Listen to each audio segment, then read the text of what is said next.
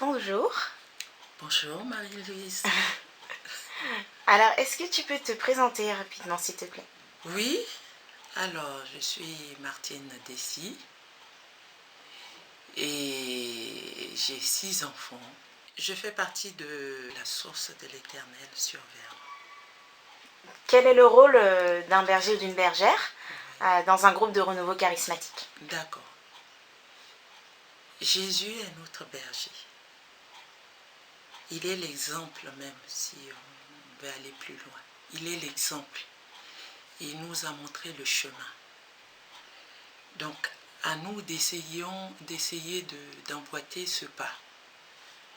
Pour moi, le rôle de berger ou de bergère, il ne peut pas y avoir de berger s'il n'y a pas de troupeau.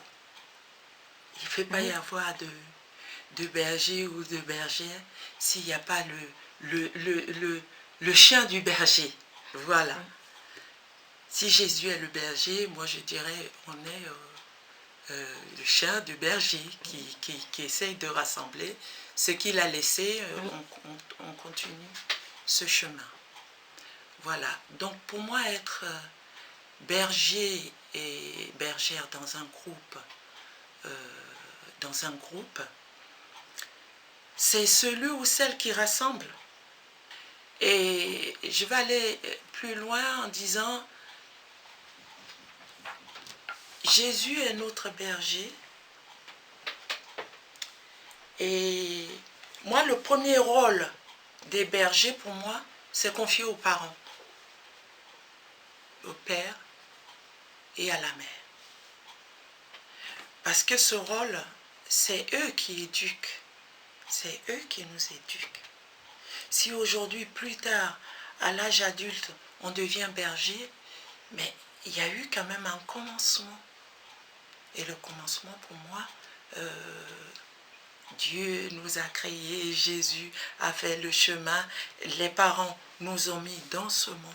Et bien, pour moi, le premier rôle appartient aux parents. Donc les parents sont les premiers bergers. Ah oui. Donc de l'enfant. Pour le guider déjà sur le bon chemin. Pour le guider, voilà. Vraiment, pour moi, c'est ça. Maintenant, en grand groupe rassemblé, c'est quoi? Pour moi, c'est un gros mot de dire berger. Hein? Tout le monde, pour moi, est berger. Même toi, Marie-Louise. Ce que tu fais, ton rôle d'interviewer tout le monde de gauche à droite et de rassembler tout ça, tu joues un rôle de bergère. Donc, pour moi, aujourd'hui, être berger dans un groupe de renouveau charismatique, c'est être auprès de celle qui pleure. Tu pleures avec et tu l'aides à se relever jusqu'à ce qu'il ne pleure plus. Être berger, pour moi, dans un groupe, c'est d'être avec celle qui est dans la joie, que tu sois dans cette joie avec cette personne. Être berger, c'est montrer la route, ce que Jésus a dit. Toi, tu l'as assimilé, c'est de pouvoir le donner, le transmettre à d'autres pour qu'ils puissent continuer aussi sur cette voie. Être berger, pour moi, c'est que si tu es malade, ben que je sois à tes côtés, t'aider jusqu'à ce que tu puisses te relever de cette maladie, mais que cette présence soit aussi forte. Avant de commencer, j'avais exprimé en disant que le rôle des parents, ben pour moi, c'est la même chose. C'est ça qui continue. Oui, c'est prendre soin en fait du groupe qu'on a créé. C'est prendre soin du groupe. C'est prendre soin. Je prends l'exemple de la source de l'Éternel. Le groupe se rencontre tous les 15 jours. Je ne vais pas attendre 15 jours pour avoir de tes nouvelles. L'importance, c'est que l'autre compte. L'autre compte énormément. Voilà. Tu dois mettre à la place que tu te mets, tu dois mettre l'autre aussi. Tu dois élever l'autre. Tu dois faire grandir l'autre. C'est bien parce que tu as pris l'exemple du parent qui est berger et c'est exactement ça parce que la mère ou le père est toujours là avec l'enfant, le protège, le couvre quand l'enfant est heureux, les parents sont heureux. Quand les enfants sont tristes, les parents aussi sont mal. Voilà. Et aussi, ce qui est bien, c'est ils aident l'enfant à grandir et à prendre son indépendance et à suivre sa route. C'est un peu comme le berger. En fait, au final, il aide les gens à s'élever, ou la bergère aide les gens à s'élever, et ensuite chacun fait son chemin avec Dieu. Voilà. Est-ce que tu as quelque chose à rajouter de plus par rapport à ce thème, ou une personne qui souhaite, tiens, créer un groupe de prière, ou qui se sent porter, le Saint-Esprit lui a dit de créer un groupe, et qui ne sait pas comment faire, ou qui ne connaît pas exactement le rôle qu'il doit tenir, qu'est-ce que tu peux dire par rapport à ça? Ben, pour moi, quelqu'un ne peut pas se lever du jour au lendemain et puis dire je crée un groupe. Ce que le Seigneur l'a déjà dépassé.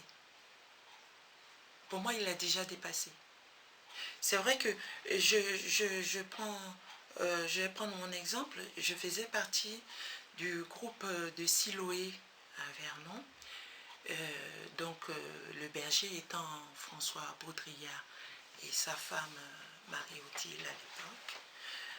Marie-Odile avait eu cette vision dans laquelle le Seigneur lui disait, mais Martine, j'ai vu le Seigneur qui me disait qu'il faut que tu crées un groupe là-haut, c'est-à-dire au Valmeux, à la ZUP à Vernon. Et quand elle m'a dit cela, oui, c'est vrai que j'ai dit, mais attends, comment je vais faire? Je ne sais même pas. Je ne sais même pas comment y arriver, comment faire. Toi, tu me dis de faire ça. Elle m'a dit, mais écoute, je vais t'aider, je t'aiderai et puis on verra. Donc au fur et à mesure, petit à petit, on a commencé à se retrouver. Voilà, on a essayé à plusieurs fois de se rencontrer. On était plusieurs. Au début, il y avait Marie-Odile, il y avait, je cite quand même pour moi, le pilier de la source de l'Éternel. Je cite les noms parce qu'il y avait Marie-Odile Baudrillard, il y avait Aminata Mendy, il y avait Maria Bastos qui nous a quittés malheureusement en début du mois là, et il y avait moi. On était les quatre à d'essayer de monter ce groupe. Et Marie-Odile a été vraiment la base de ça. Et ça a grandi depuis petit à petit. Le groupe a été appelé pendant un moment, on s'est appelé le groupe du jeudi. Parce que, vous comprenez, on se retrouvait le jeudi après-midi. Après, on a été appelé Marthe et Marie. Parce qu'on le faisait de maison à maison. Et après, quand le groupe a commencé vraiment à grandir,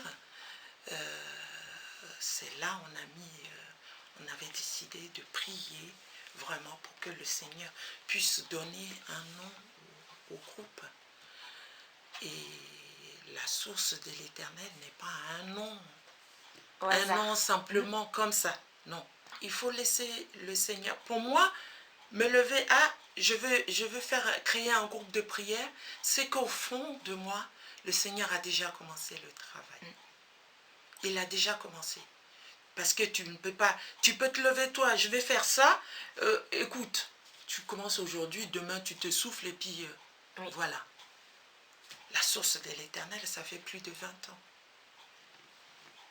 Oui, parce qu'il y avait la main de Dieu aussi dessus et tu étais destiné aussi à créer le groupe, donc il était avec toi. Vraiment porter voilà, cette unité, et ce côté fraternel, l'amour qu'on vit dans ce groupe. C'est vrai que l'amour, c'est le centre de tout. Eh oui. C'est le centre, c'est la base. C'est vraiment l'amour. Et tu ne peux pas dire, je crée un groupe et puis tu n'as pas l'amour. Non. Il y a l'amour de Dieu qui doit être là, au centre du groupe. Il n'y a pas de condition derrière. Dans cet amour, on n'a pas de condition. Ce n'est pas comme l'amour terrestre où tu me donnes ça, je te donne ça. ou je fais ça pour que tu me... Non, non. Cet amour n'attend rien derrière. Si aujourd'hui tu veux venir à la source, tu veux venir parce que tu as besoin, eh bien prends. Si demain tu t'en vas, tu ne dois rien à personne. Il n'y a pas un dû. C'est un chemin que tu auras commencé avec ton Seigneur. On prie pour que tu puisses continuer avec le Seigneur. Oui, pour que chacun puisse s'en aller et continuer à faire son chemin avec Dieu. C'est ça, ce qu'il y a à apprendre. C'est ça une source. Ça reste pas, ça va pas rester sur place. Ça coule. Amen. Merci à toi, Martine. Merci beaucoup. À bientôt. À bientôt.